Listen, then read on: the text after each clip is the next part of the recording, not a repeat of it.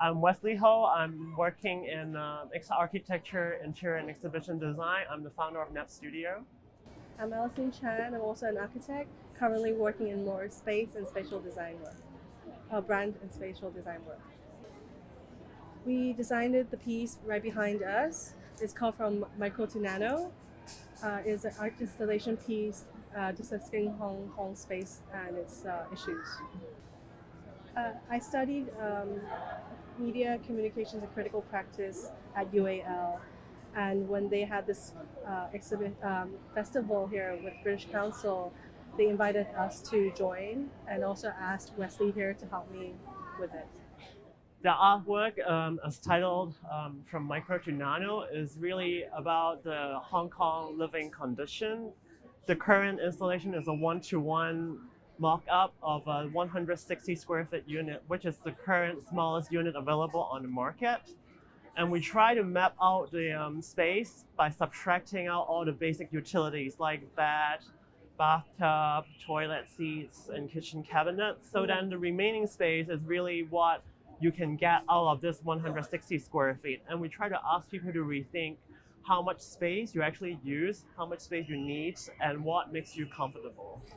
It's not a discussion of whether it's big or small, but it's more for people to visualize and understand this is how much one of the smallest flats in Hong Kong is. In fact, many people, when they see this, they think it's quite big. And it also questions you of how much or how you want to use the space. I think it turns out people are more engaging than we thought in relation to the installation, especially the kids. But we're very pleased that they actually are able to interpret all the very abstract pieces within a unit and really try to rethink how they're engaging it.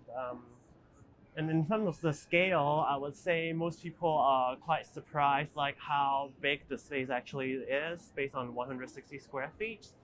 And it really kind of bring an impact on them, in terms of how they were using their current domestic environment and how they could rethink on that.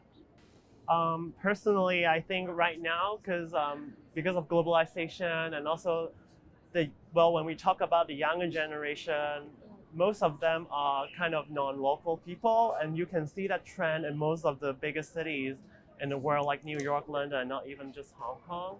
And most people, the ownership of a property really changes. So it really filters down to the fundamental problem is how much space you actually need and you need to own, because you're constantly migrating. So you no longer spend that much time in your own domestic space. Then the relationship of the owner or the tenant in relation to his daily spaces has changed, and we just try to abstract the environment to bring in sort of a media for people to kind of imagine how they could reuse their current spaces. I think, as Wesley said, everyone's migrating nowadays, and also even families or the traditional kind of family unit is different from now, right? People live together, people share flats together. That's why there's also new types of living together, like co-living spaces or service apartments, where you don't need a family, mother and father, to live together. And it's also it's a timely matter to discuss this, of how people should live together and how they should use their space.